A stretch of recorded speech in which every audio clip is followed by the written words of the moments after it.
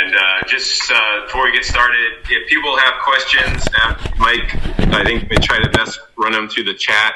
I can't see everybody on my screen, so if they raise their hand, I may miss it. So I'll let you conduct it, but I'll try to watch the chat as you go. Okay, let's do that, and definitely let's try the raising of hands if that works in the in the Zoom. Yeah, I'll keep an eye on it as best I can. Thank you. Do you know how many members are present? We'll do the roll call in a minute, James. I think there's 3 of us. So I call the meeting to order. It's June 22nd. This is a special meeting of GBOS on the COVID-19 outbreak in Girdwood. I have to go through some boilerplate. The Girdwood Board of Supervisors, its committees and subcommittees are subject to the Open Meetings Act as found in Alaska Statute 44.62.310 and Anchorage Municipal Code 1.25 public meetings. A roll call. So my name is Mike Edgington. I'm co-chair of GBOS and land use supervisor. Jerry? My name is Jerry Fox. I'm co-chair and public safety supervisor and cemetery and parks and rec. That's right. Busy man. James? James Glover, roads and utilities. Okay, and I'm Erin Boone, I think I know she's in traffic. I see her name now. Erin.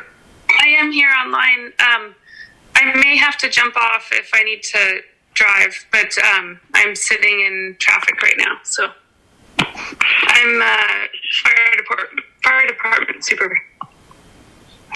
Thank you, Erin. Disclosures, I doubt we have any, but just to be formal, any disclosures? Not here. Not hearing any. Agenda revisions approval? I make a motion to approve the agenda as written. Here a second? I second the motion. 2 seconds. Could you do a quick roll call for us, Carl? Sure. Mike Edgington. Yes. Erin Boone. Yes. James Glover. Yes. Jerry Fox. Yes. 4-0. Thank you. Passes. Public is encouraged to ask questions and provide comment. Please raise your hand via Zoom and wait to be acknowledged or comment in chat. Carl will monitor. Please stay muted when not speaking to the group. I'm just announcing some upcoming GBOS 2021 budget meetings. We have one on July the 28th and others in August and September. We have a quarterly meeting scheduled with the municipality on July the 27th at 4 p.m. We assume it'll be teleconference, but we don't have details yet. There's a public review draft of the local landmark register ordinance. It is available for public review and comment from June the 15th from June the 15th through August 31st. And there's a link in the agenda and is available from the muni.org website.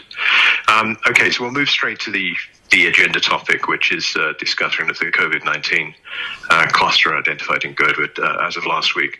We have at least 2 people I recognize from the Anchorage Department of Health. I think I'll let Natasha Pineda, who's the director, start and talk about the situation. Go, Natasha.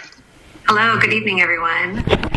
This is the best attended community meeting I've been at in a while, so congrats for showing up. My name is Natasha Pineda. I'm the director of the health department that serves the municipality of Anchorage. On the line, we also have Dr. Bruce Chandler, who's been our infectious disease medical officer for couple of decades and a half, I think. He could confirm. So he's been working in infectious disease with everyone from Girdwood to all the way out to Chugiak, I believe, for many years. We also may have a public health nurse join us, but we did have 9 new cases today, including one from the Girdwood area. So they are very busy following up and doing phone calls. So she may join us. So if somebody sees Courtney join, that'd be great. She can answer questions that sometimes maybe Bruce and I don't know the answer to. So I just wanted to give a basic overview. I did get a set of questions. So I'm just going to pull them back up on my cell phone. that were sent of things that I know that folks have questions about. I was just going to go over the cases information again, just to clarify some points. We've had lots of phone calls and emails from people wanting to know the very specific particulars about who and where the cases are. So we'll share with you what we can share and what's been shared publicly, but we won't be giving you the names of any individuals or the location of the private residence parties that were held indoors and outdoors. But we will talk a little bit about the features of those, the dates of those. I think most of you know. I wanted to clarify the case count, though, just for your information. I don't have information on whether or not the case we got today from Girdwood is connected or not. It may not be connected. So we're doing that interview. We were doing that interview about an hour ago, and sometimes they can take a few hours. So I don't have the outcome for that. But of all the total cases was 5. 3 of those were from Girdwood. 2 of those reside in Anchorage. We had 24 folks from Girdwood, including the cases that are either on our contact monitoring list or our case monitoring list. 15 total people in Anchorage. So 13 of those are contacts, 2 of those are cases. And then we've got a spattering of cases. 2 people declined to tell us where they live. We had a couple people from multiple different places down on the Kenai, out Palmer Way, Eagle River. So it was sounds like a really great party. But unfortunately put people at risk because there was not use of masking or physical distancing. And that is what I can share with you about those cases. But hopefully that clarifies. There was some questions about the 5 cases being from Girdwood, but 3 of the 5 actually reside in Girdwood. So hopefully that helps clarify it. So it looks like Courtney is here, public health nurse is here, so that's great. So we'll be able to answer hopefully most of your questions. I'll hand it over to Dr. Chandler to provide any other background information, but I'm assuming you guys have lots of questions, so we're here to go through that as well. I don't actually have things to add. I think you covered it well, and but I'm happy to answer questions. And I'll just for people in Girdwood, rest assured, you're not our only problem we're dealing with. All right, we've got more, and here and north of Anchorage as well. So we're happy to discuss, but I think we need to be nervous everywhere. One thing I'll add, I'm going to go through these questions. What type of events were the gatherings? They were private. They were not associated with any public events or any of the protest gatherings that we are aware of. They were private residences, and people participated in the party both inside and outside. We were also disappointed. We've had some comments that people were disappointed that people refused to get tested. We were disappointed about that as well. And it was about half and half. Half of the people who were just chose not to get tested were from Anchorage, and half of them were from Girdwood, but all of them were from Girdwood or Anchorage. So that's disappointing, and it just gives us cause for alarm. So if somebody's symptomatic and declining to get tested, it just puts all of us at risk as a population or a community, which is why we chose one of the factors that caused us to want to alert the community to be careful, because there's unhealthy practices happening out there. And I know that largely the community wants to not spread COVID and is doing lots of great things to not spread COVID. So wanted to talk about that. Some local businesses are not using masks or distancing. They're not required to. So there's been questions about whether the businesses are required to. At this time, they are not. The Assembly has voted twice and twice declined to pass a ordinance around face mask usage. So any action that might happen around that would most likely be a policy level call. But I would reach out to your Assembly members if that's something that matters to you and you think would be important to be put in place to help the businesses in your community make the right decisions. And this person mentioned a few people who think it's a hoax, and there's also, we're dealing with on a daily basis from the public health department, people who don't believe that masks are useful, may not believe that this is real, may think that the flu is worse. All of those things are things that people believe. And Dr. Chandler and Courtney and I can all attest that this is real, this is happening. People are getting sick. People do have negative impacts from getting sick, and some people don't have negative impacts from getting sick, but they still acquire the virus.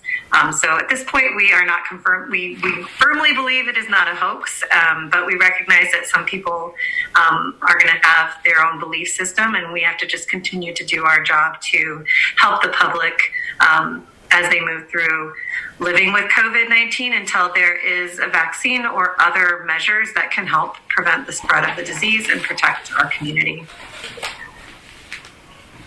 Oh yeah, all contacts we were told about have been contacted. So I did have a couple emails today from individuals asking specific information about where the parties were. So if a community member participated in a party or was there and we were told their name, we contacted everyone that we were aware of. When you say contact, that's from these two specific events. Yeah, so there was 2 events and a hiking trip. So there was a party and then a hiking adventure and then another party. So any of the contacts that the public health nurses were told about from the positive cases, they call all the positive cases, and they do a pretty lengthy interview. The packet's pretty thick. It's, many pages long. They ask them lots of different questions, and then they get the list of contacts or people. We call them contacts, the people who they were hanging out with or close to. And then depending on what they tell us, then the public health nurses then follow up with all of those people who were contacts and let them know that they can get access to testing. They go through another interview process and give them more information, which Courtney could tell us more about, more specifically, because she actually does them. I don't. I'm just a figurehead. Yeah, I'll say the standard that we strive for and until recently have been able to reach is that within 24 hours, hopefully within the same shift that we hear about a contact, we call them and we ask how they're doing and how their family members or household members are doing, and kind of discuss. People usually have a lot of questions, so we spend time answering people's questions, and then we also provide instructions on quarantine, why you do it, why it's 14 days, recommendations for testing, helping people get tested if they need to. Then we go over the needs that might come up if somebody has to quarantine for 14 days, which can be like accessing groceries, accessing medicine, accessing planned medical care that they need, but now they really can't get. And we help them work through all those things. And then if they have symptoms, they definitely get tested, are supposed to get tested. And we check in. We've been checking in with people daily to see if they are starting to show symptoms, especially if they're vulnerable from age, or there are many people in Anchorage and the municipality that are vulnerable for other reasons than age, like they have diabetes or arthritis or many conditions. We monitor them daily to see how they're doing and if symptoms are starting for 14 days. And we try to do that within a shift or at least 24 hours, but lately our caseload has been growing so much that sometimes it's more like 48 hours. Hey, I have a quick point of order for this meeting. Do you guys want me just to read out the questions in the Zoom chat and have the right person answer them? How do you want to handle this? We could do it that way. I was about to start the questions, but I don't mind you doing it. No, you can do it. Okay, I'll do it. One question is, are people who are in contact, such as in the post office or waiting in line at a grocery store, are they contacted? So I guess the question is, what's considered a contact? So the official guidance is to consider a close contact anyone who spent 15 or more minutes within 6 feet of a person while that person was infectious. Okay, so long lines in the post office maybe, but typically not that sort of contact. So usually it's face-to-face contact. are close contact for an extended period. If we've walked past each other on the sidewalk, likely we're not going to inhale a respiratory droplet and become infected. There are no guarantees in this, but the longer we spend in close contact, the greater our chance of being infected. We sometimes decrease that time if the person was actively symptomatic, like if they tell us they were coughing in the post office, which the good thing is the people in the post office would notice that themselves, but if they tell us they were coughing or having overt symptoms, we would, in that case, contact the post office and they would probably post it that on this day there was an exposure here, but we wouldn't be able to contact people individually because we wouldn't know their names. Right. Has that sort of event happened elsewhere in the municipality? I presume it didn't here. I didn't see that sign. Elsewhere in the municipality. Okay. Not a lot. Right. Next question is, how is it determined that somebody is no longer an active case?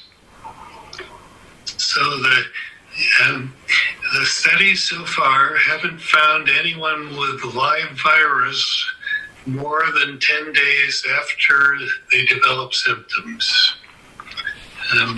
We do the PCR tests on the nose, and you may recover viral RNA on the PCR test, but that doesn't necessarily indicate there's a live virus that I can infect another person close to me with. So the general recommendations are we consider people infectious from 2 days before they start to develop symptoms until 10 days after their symptoms start. Some people, I'm sure you've read, never develop symptoms. For those people, the recommendation is to consider it 2 days before the positive test and until 10 days after. Thank you. Next question. Actually, I had this question as well. The state dashboard only shows 2 people in Girdwood having been reported positive in June. Since those events in June. Is that correct? I mean, it's only showing 2, but I know the letter talks about 3 people from the events in June. I think it should be at 6 today, but I will, all of this stuff gets put into this database at the state, and that's where all of those dashboards it's driven from. So I will have them double check and make sure that all of the Girdwood ones are posting. Early on, we were just counting all of us in one big bucket, and then we asked them to split it out because we thought that each community, although they're in the municipality, would be interested in what's happening in their area. So sometimes there's still little ups. So I'll check it. But those the 3 people who've tested positive in Girdwood, they're all active cases. Yes. Right. Yeah. It's only showing 2 active cases. Well, no, they might not be anymore. Actually, Courtney. Okay. Some of them might not be. Courtney. I can't answer that because I'm not working all the cases, so I can't answer it. Sorry. Yeah, it's entirely possible since some of them from the first party might not be active anymore. But then if they went to the second party while they were infectious, which was a week later, they could have transmitted it at that location, but they might not be positive anymore. So we would have to look into that and get back to you, Mike. Okay, thank you. Yeah. I think several of those cases should be beyond their infectious period. Yeah, they should be. Okay. Thank you. Next question is, do you know if any of the positive cases visited restaurants in Girdwood?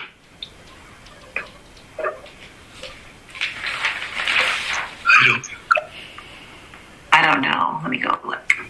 Just kidding. I don't know. Courtney, I think that one of the things that Dr. Chandler always reminds me is that when I go out of I'm wearing my mask right now. I just always act as if I'm infectious or that I could obtain said virus. So whether I'm at a restaurant or I'm stopping at the gas station, I'm taking all the precautions every time because I don't know who is out or whether or not they're asymptomatic or symptomatic.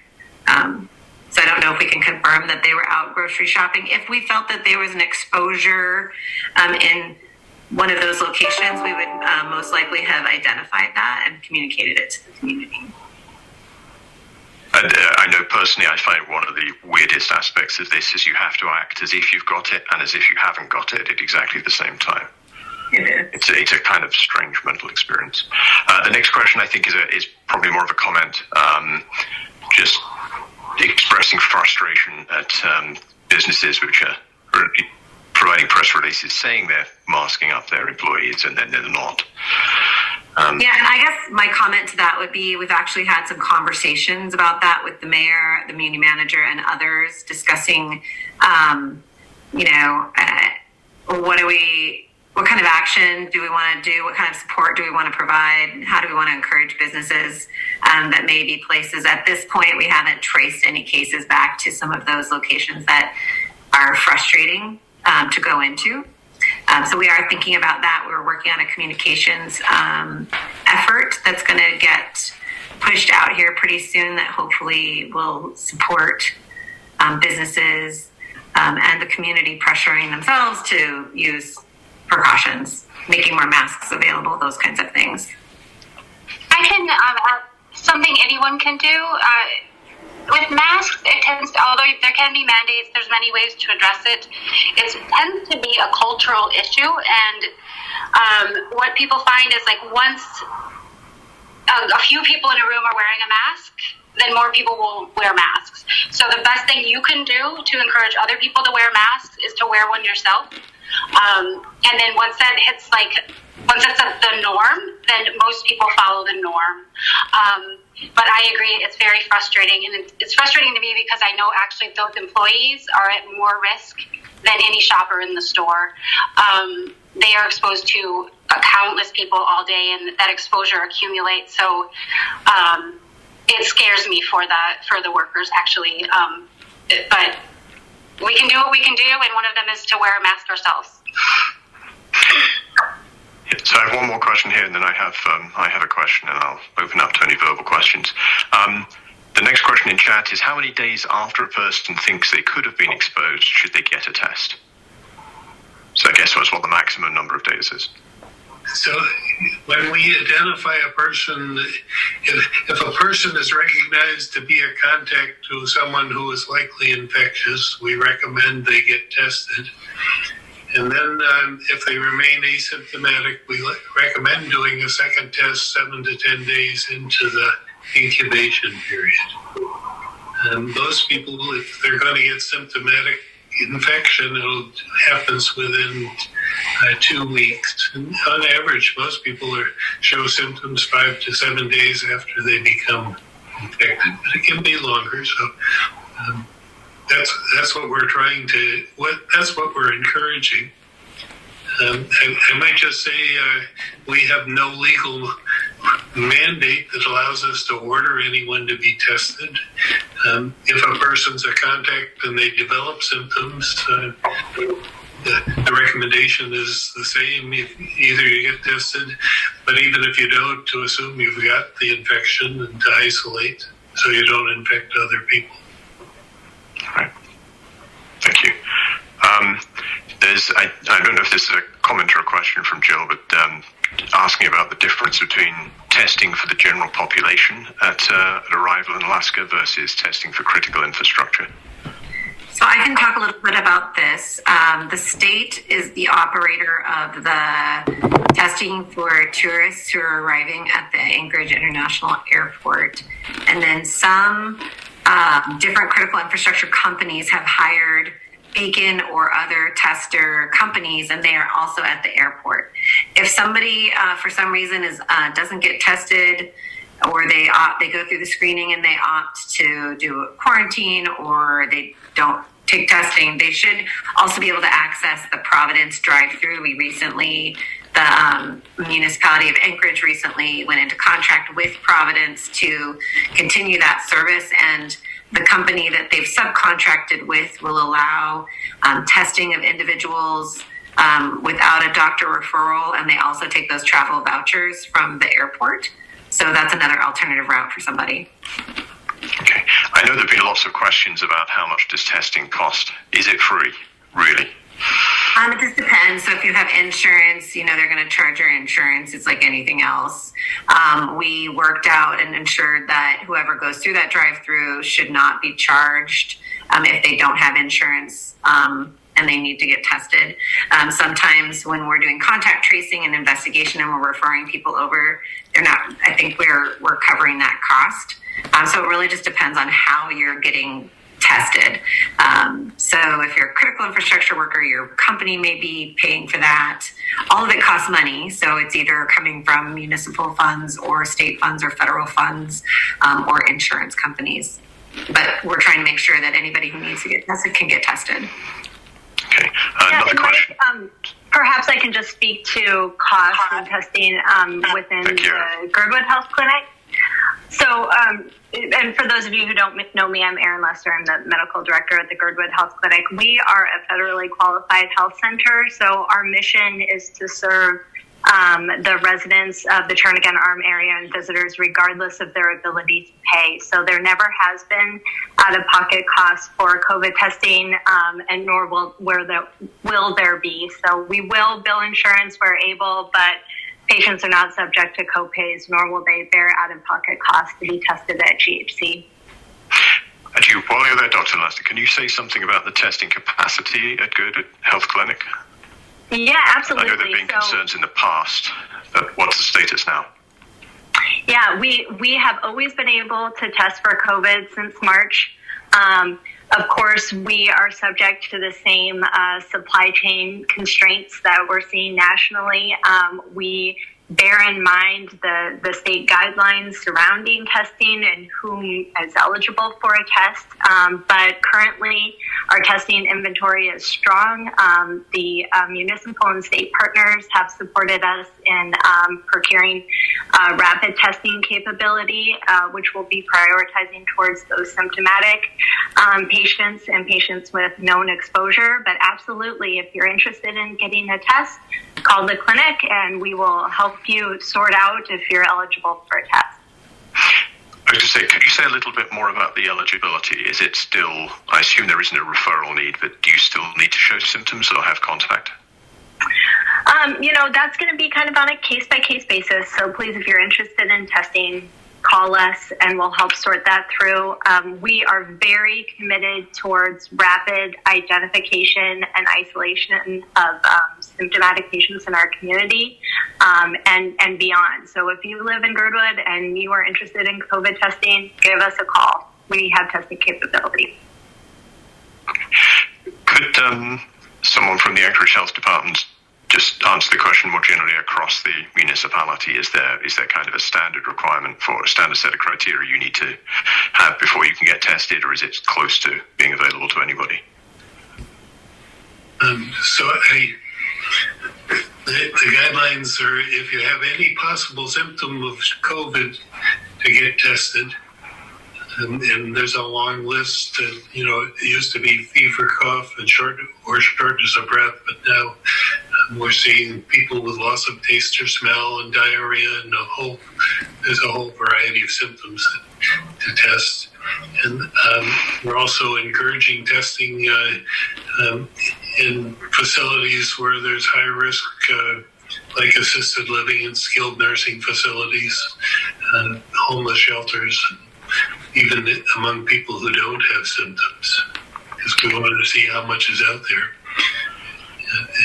And I think the changes going away at the drive-through, it was a big hassle having to get a provider to send an order to get tested. And now anyone with possible symptoms can drive in and get tested. That's an improvement. So some locations are now testing anybody, all comers, symptoms or not, no symptoms. Okay, so there's a variety, and you should contact your provider. Yeah, but I don't think we're at the point where we're testing all comers. Right. That may be coming as testing capacity improves. Yeah. We have a final draft version of a testing strategy for the municipality, and it'll have a pretty clear list of the places that we will be focusing on to do testing from a from our position as the public health entity to say we're going to do sampling at these locations because we're trying to protect vulnerable populations, but we're not at a position yet where we'll be able to say anybody in the community that wants to come get a test can come do that at the health department, because we're really focused on contact tracing, investigation, and all of this kinds of communication to make sure that people can protect themselves. And we will be working to contract out more wider testing to be available in the community, because we simply don't have the capacity at our department to take it all on.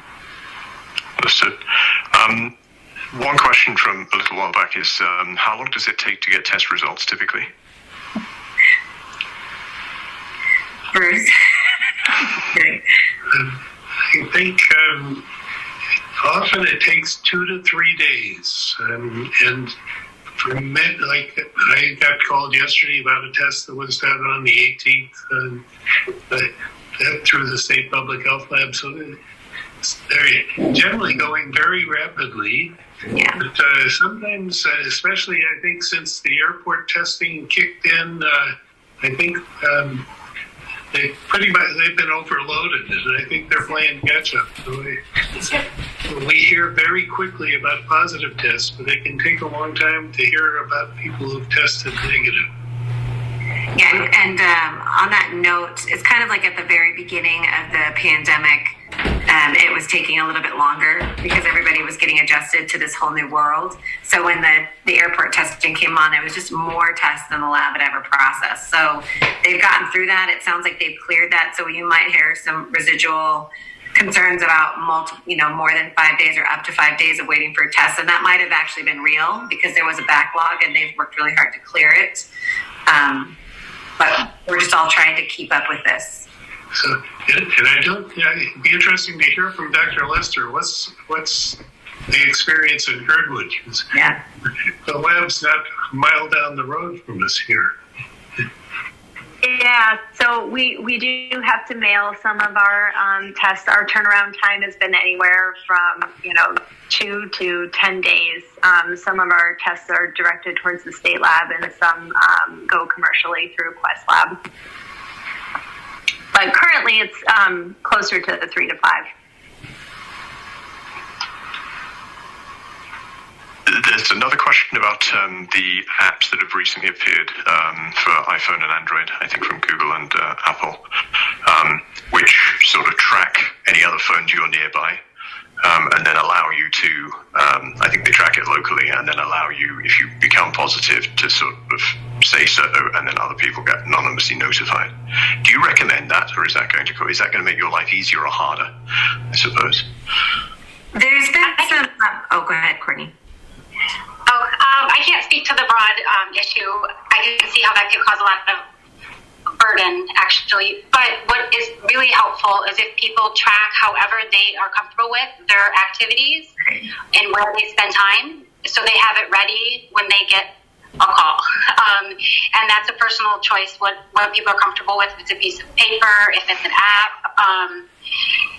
The pinging ones, I don't think, like the ones that automatically tell you you've been around someone, there are quite a few like hidden problems in them. Like if you're on the other side of a wall of somebody, your phone thinks you're close to them. And so I think it would cause, I think it would be overwhelming for most people. And sorry, Courtney. I'm trying to think. Okay. The Municipal Innovation, they have an I-team. They've been looking at these since the very beginning, and there was a lot of interest in that type of device that you're talking about in the question. But what we're really interested in is actually people's activities for the last 2 weeks.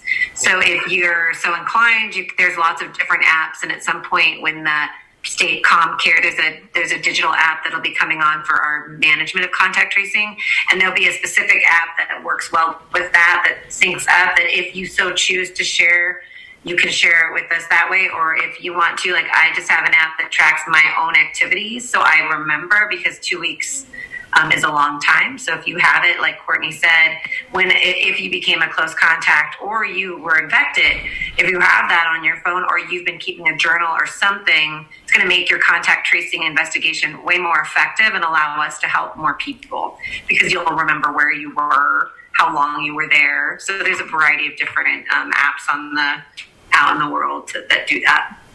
And you say a piece of paper can also work. Absolutely. There's, I think Juneau, City-owned Borough of Juneau's got a cool little bubble diary. It's just like a piece of paper. We've looked at making them too, but you could just keep track of what you did for the last 2 weeks and who you hung out with, and that will help you a lot. Right. There's a couple of questions about the airport testing. I don't know if you can answer those about whether there's any plans to make it stricter than opt-in, and also whether you can actually get tested if you're leaving the state. I don't know the answer to the question about leaving the state, so maybe Bruce knows. I mean, I think you can, if you're not symptomatic and you're leaving the state, I'm not sure. So we can ask Dr. Zing or somebody at the state and get back to you. We meet, the EOC and the health department meet with the state around the airport testing every week. Just to talk about what's working, what's not working. We met yesterday. About 30% of travelers who are tourists are opting for a test at the airport, which might not sound great, except for that before they started doing that, 0% were opting for testing at the airport. So we're pretty happy that 30% are opting, and we hope more will as things move forward and get faster. In terms of enforcement, we're always discussing that. At this time, I don't know of any particular action for any municipal government persons that will be going around enforcing whether or not somebody is opted into a 14-day quarantine. Okay, there's one question here which I know I've heard very similar questions. I think you touched on this earlier. The people who refuse testing, are you still contacting them? Are they quarantining? Or have they completely dropped off the radar? Courtney, I know that we have people that we've encouraged that are supposed to be quarantined, and we're checking on them, and not all of them are quarantining. Those are not cases. Those are contacts. So they may not be infectious and they may not have COVID, but we've asked them to quarantine. But Courtney could talk more about her own experience, but I do know that some people don't. And also, we call you. You may tell us one thing, but we don't have a tracking device on you, so we don't know that you didn't actually leave your home, right? We're really counting on Alaskans to take care of Alaskans and to do the right thing. Yeah, there's no capacity to make people quarantine, and it would probably not be a good idea anyway to do that. But we do whatever we can to encourage people to, and to find out the reasons why they're not, so we can help them with it. If it's something we can do, there's always going to be some people who just don't want to listen. But just in case there's confusion, I've talked to people who have been confused. The quarantine is 14 days, whether or not people get tested. Testing it's a separate issue. I don't think that's what the question was, but just because some people have that confusion, you're expected to quarantine for 14 days regardless of a test. Okay, thank you.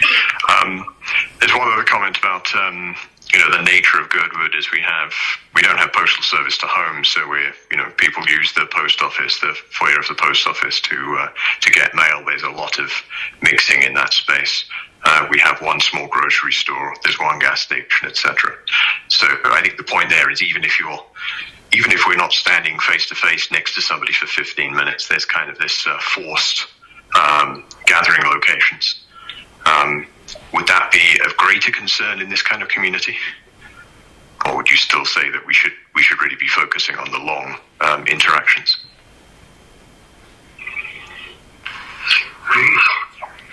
I think with ongoing spread, both in our communities, have to be nervous everywhere. So I think it's a good idea. You're going to the post office, try to maintain a safe distance from people who aren't in your family, and to wear a face covering if you can't avoid being in close face-to-face contact with them. And I think the other worry is all the workers, and some of this is to protect the workers who are forced to deal with this in the post office, and so is. We depend upon having them help keep the businesses going. A general question, is there anything we as a community or we as a local advisory part of government can do to help the situation. I know when there was a similar outbreak in Whittier, there was a number of questions about, what criteria, whether they can be, suggest businesses close, et cetera, et cetera, et cetera. I'm not suggesting that necessarily, but what as both a community and a local government can we look at doing? I'd say, number one is modeling good behavior. So you guys are out there, people know who you are, wearing masks. I do it everywhere I go. Sometimes I've got like 5 in my in my person in my car. I want to always have one on, encouraging the physical distancing.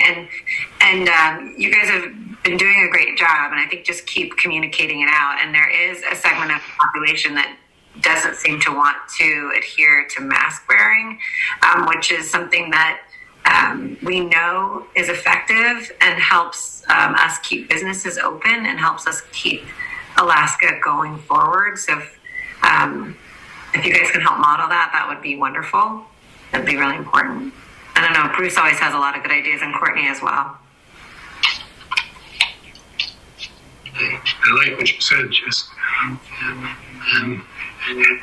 Some people don't trust government. And, I think the more peer pressure that's leadership by other people in the community, the more we tend to adopt behaviors.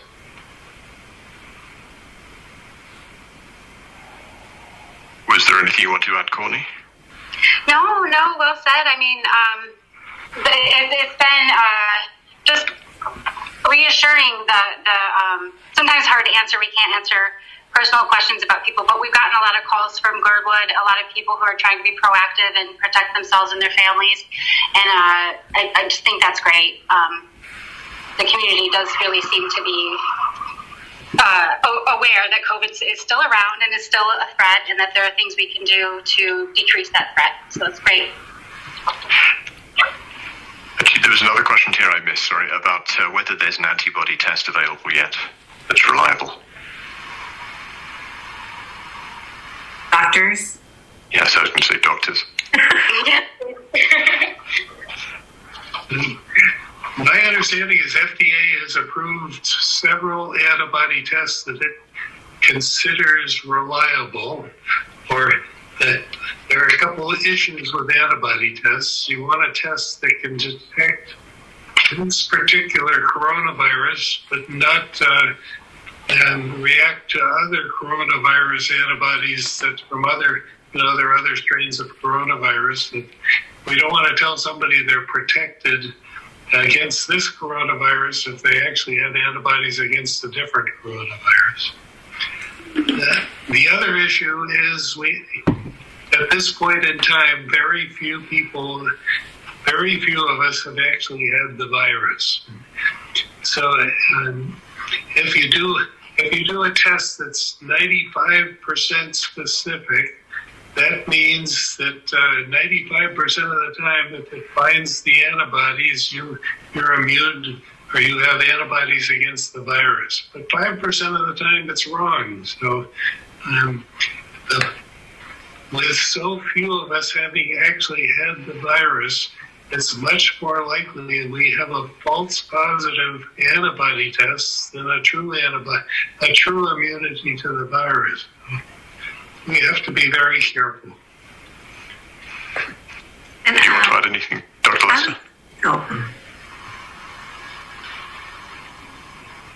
No, I think that's very well put. I mean, every week on the state call, I'm keeping track of the changes and the recommendations from the section of epidemiology on how we could use antibody testing here in Alaska. And Dr. Chandler hit it on the head. At this point, our disease prevalence is fairly low. And so that's probably not going to be a piece of information that's useful for the individual.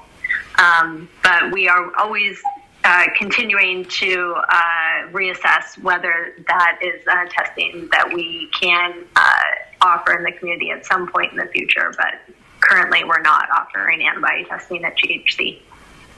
Thank you. I might say are people who had a positive PCR test, so confirmed that they were infected, and then if you test for antibodies several weeks later and you find antibodies there, then that's usually associated with a good indication that your immune system has reacted against the virus. You get at low risk to get it again. There's some concerns that our antibodies may wean over time and we might become susceptible again. So for the people who've had it, and like the 5 people who've had a positive test in Girdwood, and if you do the antibody test down the road, it would hopefully would show that your body has responded well and you have less to worry about than the rest of us. Thank you. One very specific question is, what's the best way to protect yourself if you're at an outdoor but close space like playground, tennis court, skateboard park, etc.? Best way is to stay 6 feet away from other people who aren't in your family. That's probably the safest way, but the risk of acquiring the respiratory droplets and becoming infected is less outdoors than it is in a closed indoor space. I think it's a good idea. If you know you're going to be in face-to-face contact with other people outdoors, to wear your face covering. Okay. Another good question here is it typical for the health department to send a letter to a community, or does that indicate some special concern in the case of Girdwood? I meant to frame this up at the beginning of the call. It was a great question. So up until this point, the only letters we had issued, we had only had employer-employee-based issues where it was resolved within an employer, and it wasn't a public place where other people might have been infected that we weren't aware of. You guys happen to have the distinction of being the first community that had a party where we were able to identify multiple people in one place, and we thought there could be other contacts. So there's multiple factors in the investigation that caused us to want to alert the community of Girdwood. But you are not going to be alone for long, because we have a couple situations yesterday and today that are going to result in communications to areas in Anchorage. So this is going to be probably the new norm going forward. And in this case, this was the best way we could figure out in a very short period of time of how to communicate to the community of Girdwood. And we're learning how to do this as we go, because we didn't have this problem 5 months ago. And we haven't typically had, there's certainly really good best practices in infectious disease communication. In some countries, they actually list the names of all the locations of any, every country has a different practice, but we will be most likely communicating more via Nixle and other ways to alert the community to situations that may be high risk. I don't know if Bruce or Courtney have anything to add. That's a little windy of an answer, sorry. I would just say we commonly send letters, like when a case of whooping cough or a case of measles or mumps in a school population or a child care facility. I'm going to keep, there's still questions coming in, so I'm going to keep asking them. But I should say, if any other board members want to jump in, like Jerry looked as if he was about to ask a question. I don't want to monopolize.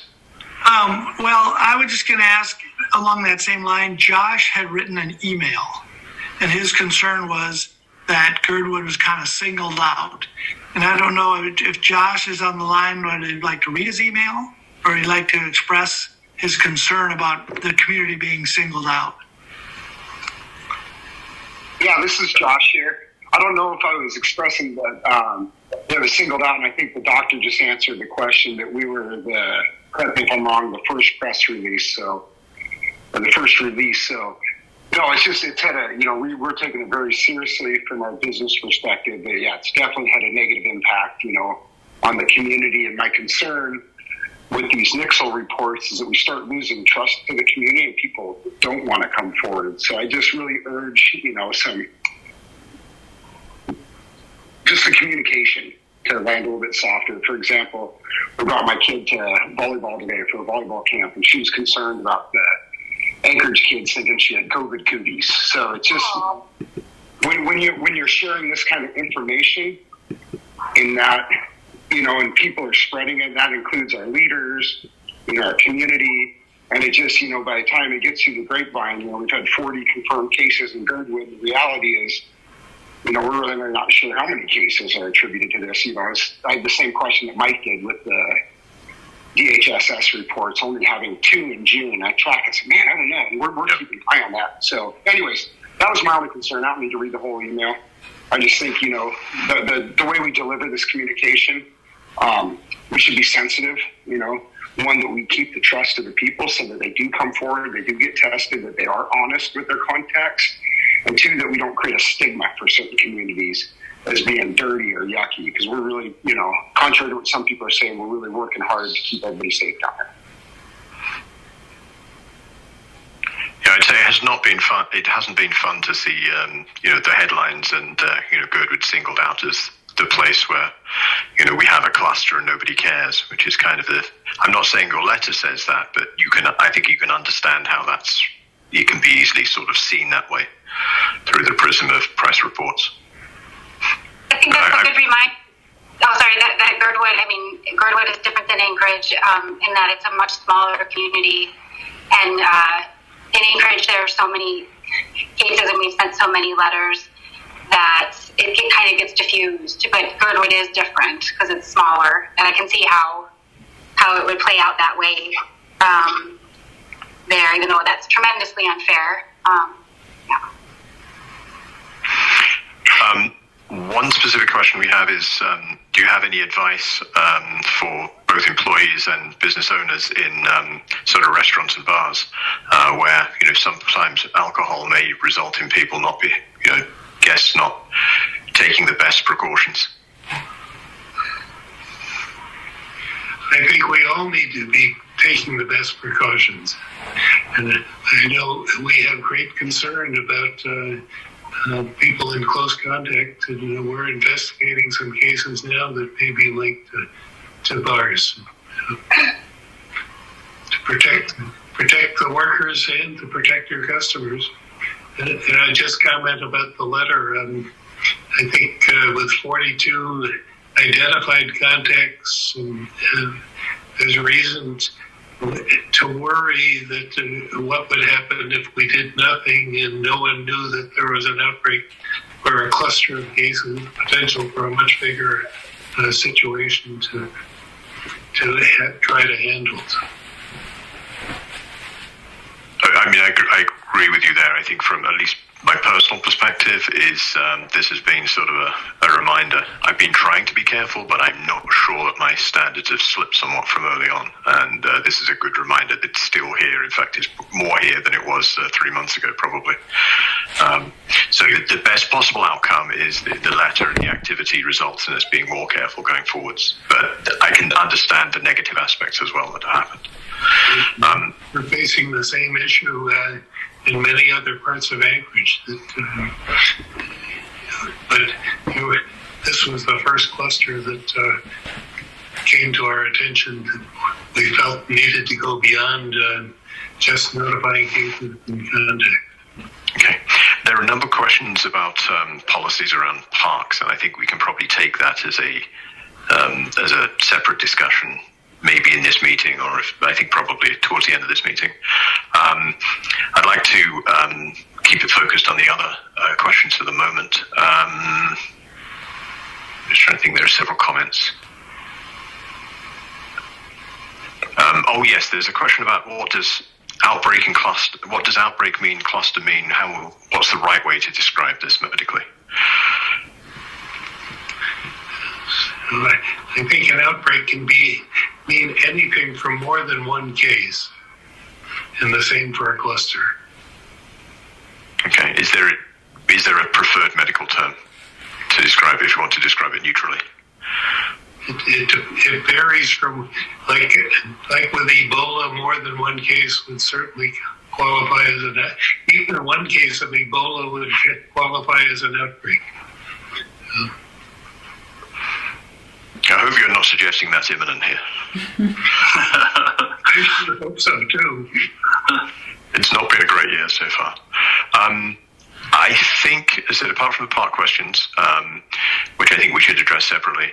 Actually, I see John with his hand up. I was going to ask if anyone else on the board had any specific questions, and then open up more generally again. Jerry or James or Erin. Not hearing anyone. I see John has his hand up, so I'll ask John Rentz. Did you have a question? Well, I have a comment, I guess. First of all, I appreciate the time and effort to do this.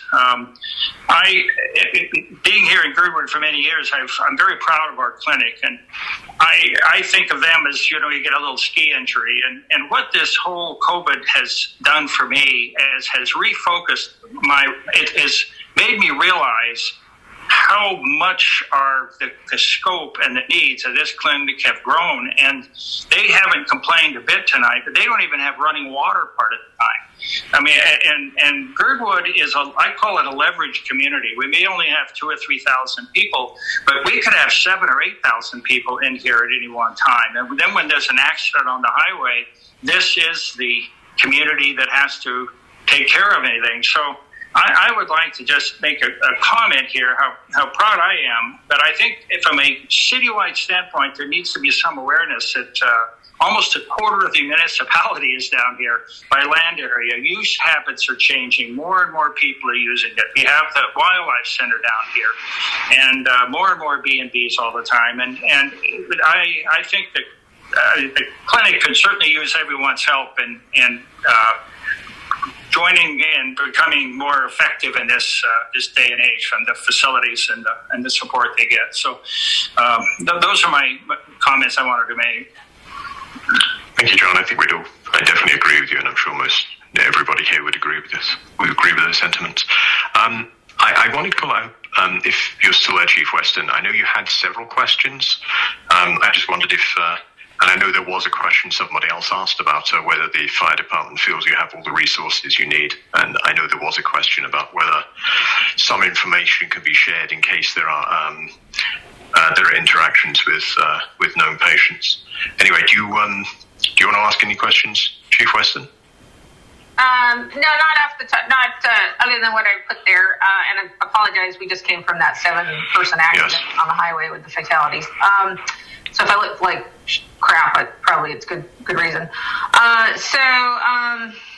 I guess my question was, which I know that the health department has been asked from other people, just wanted to reiterate, if one municipality department knows of where COVID patients are, it seems like they could tell another department that has a dispatching function for the municipality for hazmat medicals and in a dispatch note where those people possibly are, so that those people would know when they go to those houses ahead of time it's a COVID patient, because right now we have to rely on the COVID patient telling dispatch that they are a COVID patient for us to suit up in the spacesuits, basically, or otherwise known as the COVID PPE.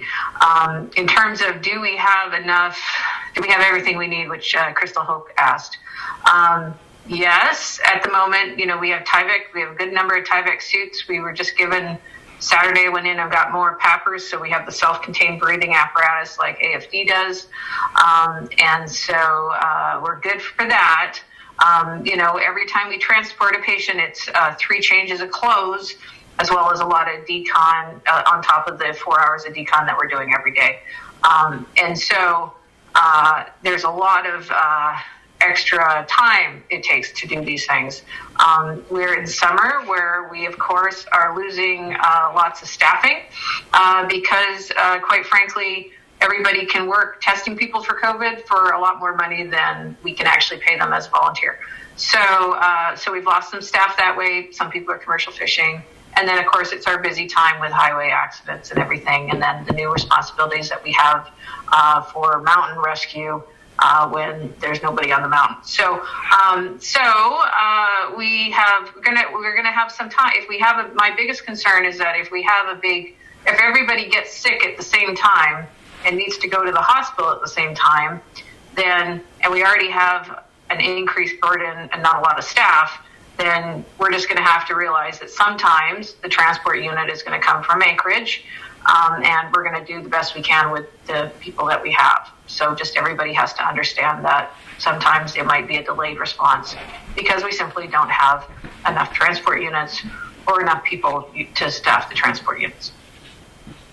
And then also, I don't understand why there's a loophole now that if you go out of the state for 24 hours and come back within that 24-hour period, why you don't have to be tested.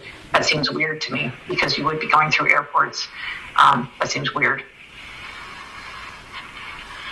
I also think that's weird, and I will be happy to put the question to the administration and see what their thoughts are, so we can share that answer with you. And related to the dispatch issue, I worked with Eric Shinneman and Chief Hetrick early on, and it became very clear because we don't have central, some of the states where they've been able to effectively put in dispatch notes very easily. We don't have any of those systems, and I'm hoping maybe some of the new state system would give us that capability. But what I was running into is that I was like loading a list. I know this is more detail than everybody needs, but I'm trying to load a list, but then you don't know when people have come off that list, and then the list is old, and then there's old dispatch. We tried it for a week or two, and then we bagged it because we just have to assume when we're going out to use precautions. So we weren't able to accomplish that in Anchorage. Just FYI, I don't know if Chief shared that with you, but I'm happy to talk offline about that anytime and try to think about more creative ways for us to try to address it in Girdwood. Yeah, no, and that's just more just, wow, if I was queen for the day, I'd love that. But more, if I was queen for the day, I'd really like people at those those three areas of concentrated, where I think the concentrated mixing of people's breath is, the MERC, the post office, and Tesoro, for people to actually wear masks. And I don't know how to make people wear masks. I wear masks everywhere. I don't like wearing a mask either, but I have to wear a mask. I make everybody wear a mask here. And so it's incredibly frustrating to me when I might go into the MERC, but nobody's really wearing their mask appropriately. Or they might see me get scared, put it on really quickly, which is great, but it's not helpful for the rest of the time. And so if Safeway actually says in their press releases that they are giving people PPE and equipment, then everybody should be in, the same PPE and actually have it at least on their body, hopefully up. So I just find it frustrating that no one's taking it seriously, and that I have to take volunteers and ask them to do way above and beyond to go and do that, knowing that, we've had at least 50 firefighters in the U.S. die from COVID from responses. So that's my soapbox. I'll get off it now. Thank you, Chief. I have an unfair question for you, Natasha, or actually for our medical personnel as well. I think it's safe to say that the number of positive cases, the number of positive results from tests is definitely a subsample, as a small percentage of the number of actual positive cases.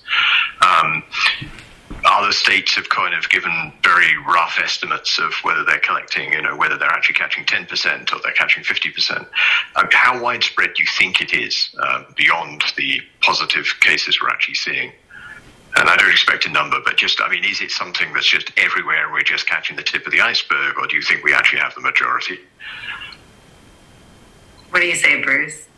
So I've read reports that maybe from Europe, where they decided that they were only capturing 10% of the actual cases. I've heard experts here suspect that we're capturing about 75% of the actual cases.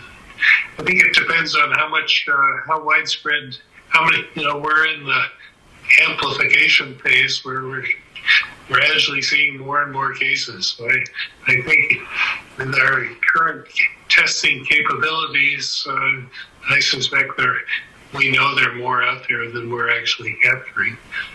Hopefully it'll improve with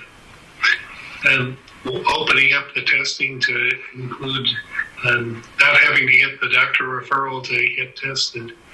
But I think, and the other worry is we know they're varying. Some of us never get symptoms, or by the time when we get tested, we don't have symptoms. So there's certainly people out there among us who may be infectious, but going about their lives feeling fine. We're having more questions about restaurants and other businesses. So could someone give us a quick outline of what the requirements actually are currently in the municipality? I know I've lost track. I can go look up let me go see if there's anything special. I believe when when everything opened up, and we encourage the 6 foot distancing and masking, but it's not required. But I can go pull it up if there's other questions to answer, and I can pull it up and read it directly from the municipal website. One specific question is there a requirement for a business if somebody has tested positive? I assume either in staff or guest. Is there a requirement for what the business needs to do? Yeah. Oh, I'll let Courtney or Dr. Chandler grab that. Courtney might have left. So the general recommendation, but I don't know that it's a legal requirement, is if you have a staff member in a business or a known customer in the business who was symptomatic COVID, is you shut down, you do, and people go home, and then you wait 24 hours to allow the virus hopefully to die on surfaces, and then deep cleaning, and then resume operation. Okay, thank you. At the same time, where anyone who's been in close contact with that person becomes a contact who advised to quarantine unless they're in a critical work, and gets monitored for 2 weeks. I think someone else was trying to speak.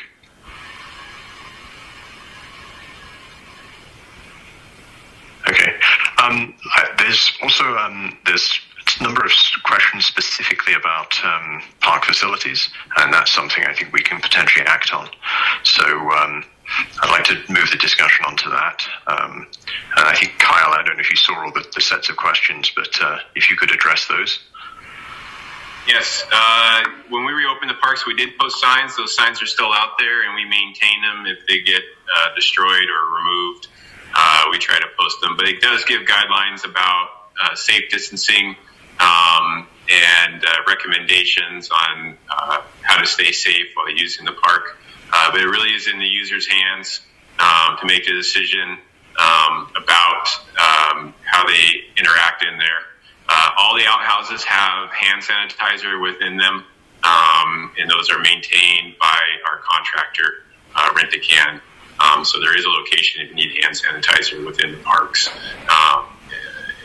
close by.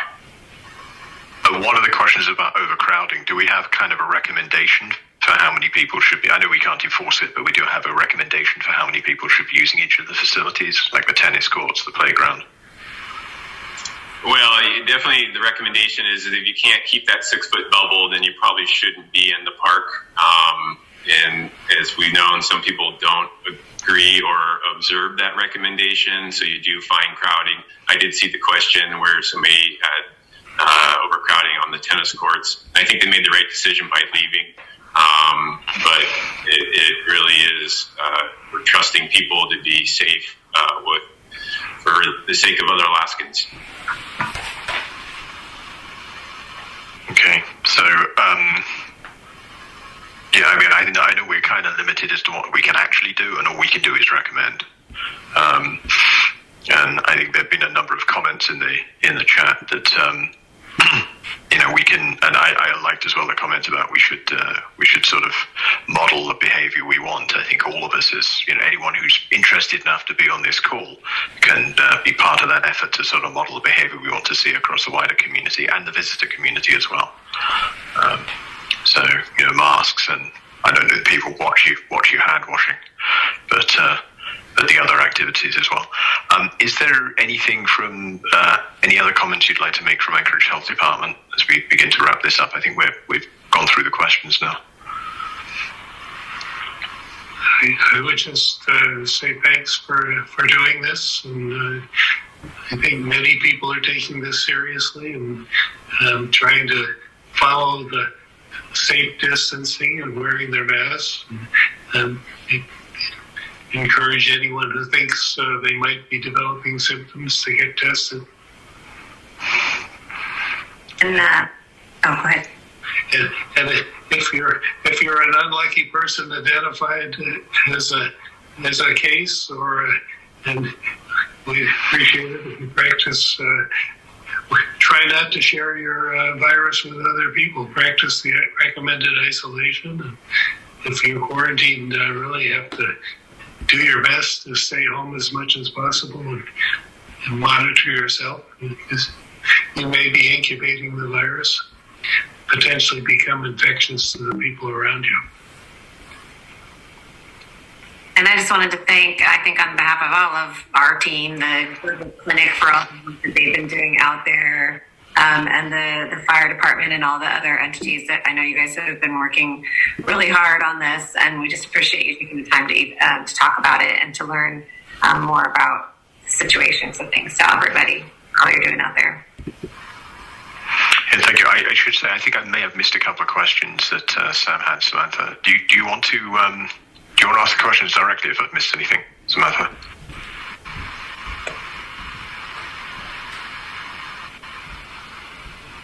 Not sure if she's still on. I think she's not. Yes. Oh no, I think you're still there, actually, Sam. Do you want to? Yes, we can. We can.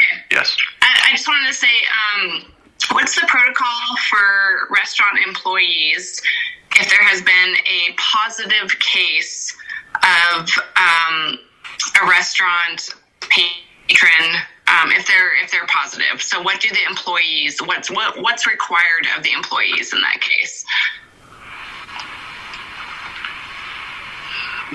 It again comes down to how what degree of contact you may have had with the person with COVID.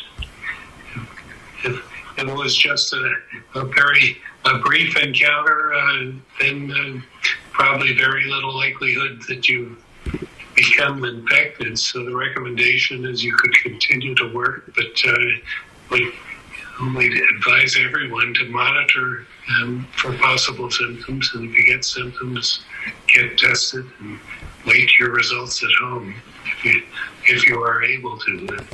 If you spent an extended time in close contact with a person with COVID, then more likely you may have become infected, and you could be incubating the virus. So the recommendation is to quarantine at home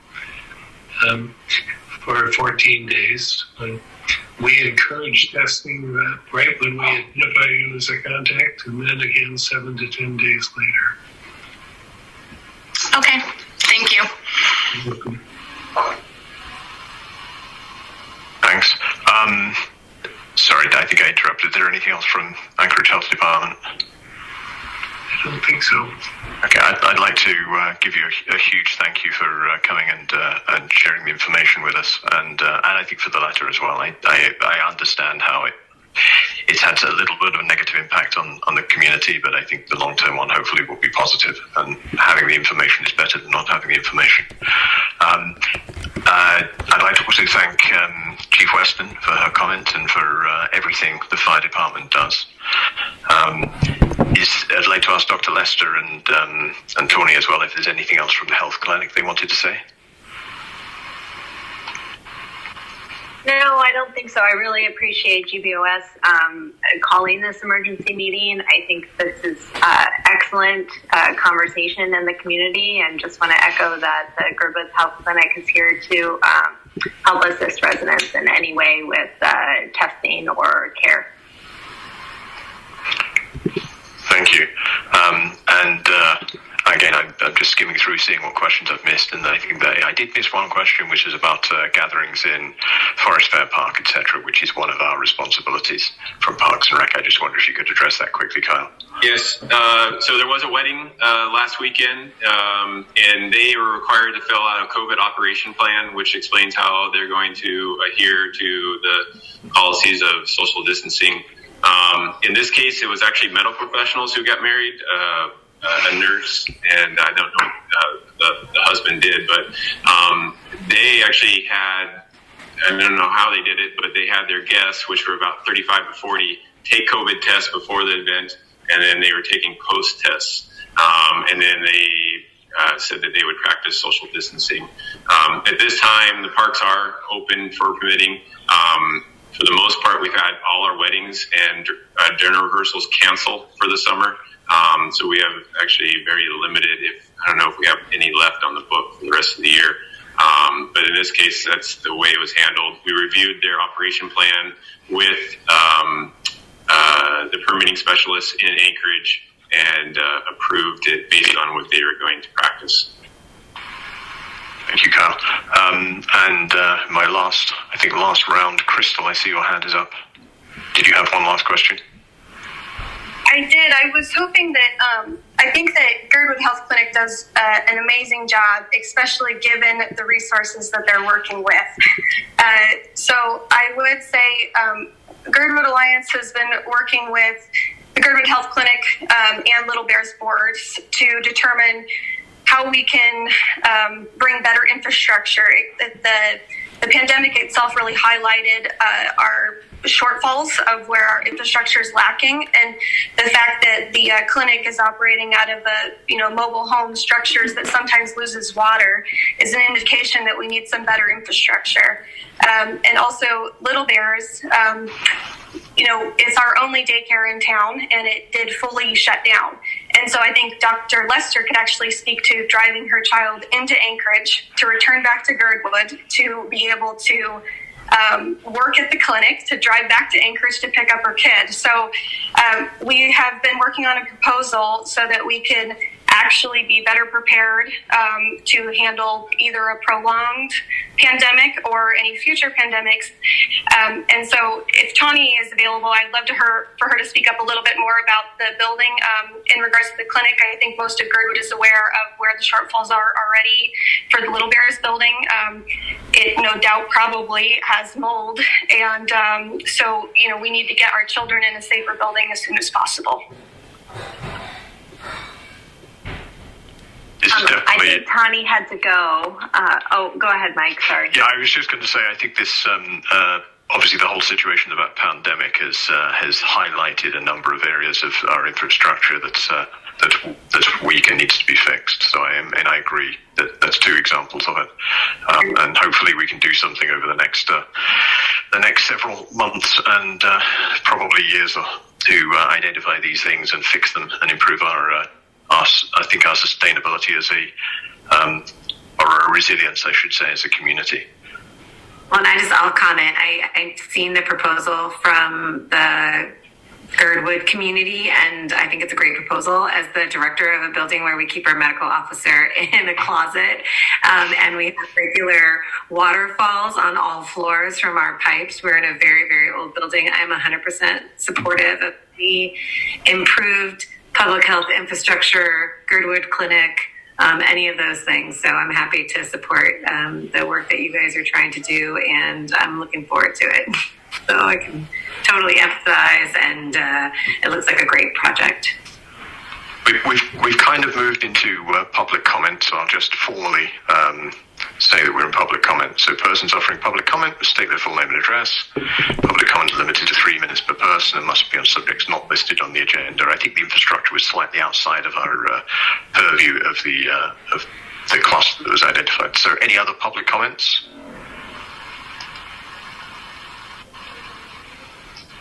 Okay, I'm not hearing anything. So again, I'd like to say thank you very much indeed to all the guests.